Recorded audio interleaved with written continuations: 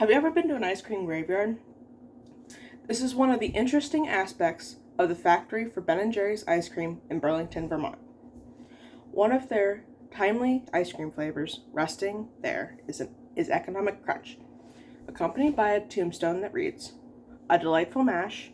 This flavor we remember for the stock market crash on the 6th of November, 1987.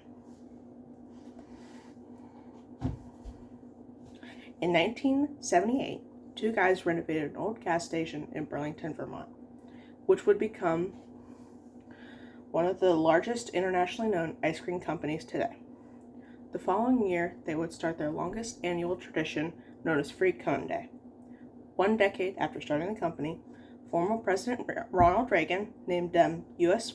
Small Business Persons of the Year.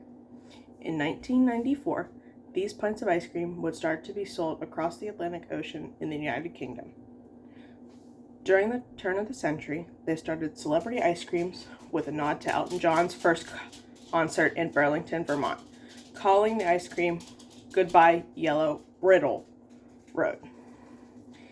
In the 2010s, Ben & Jerry's started making dairyless ice cream to comply with the suggestions from customers.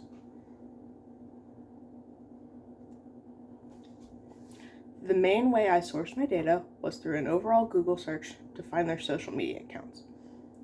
The search terms that I used were just their company name, because all their actual accounts run by them are verified on each platform. On every social media account, they post regularly, at least once a week.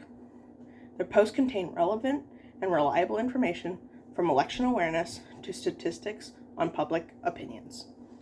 Most of their posts are involved in cultural, social, and political discussions.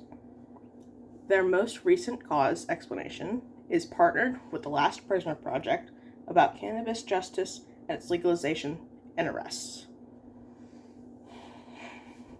The effectiveness of these messages, based on user comments, are very high.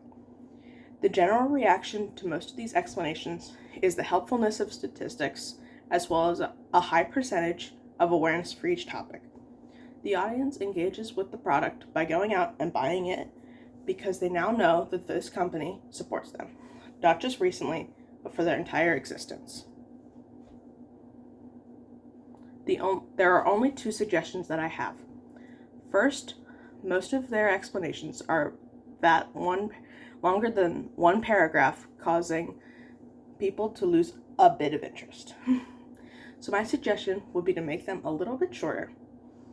Lastly, there's to do more interviews with people who work there.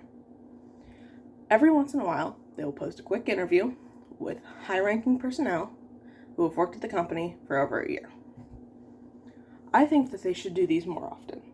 They should also use some of their everyday workers as well as those in higher positions.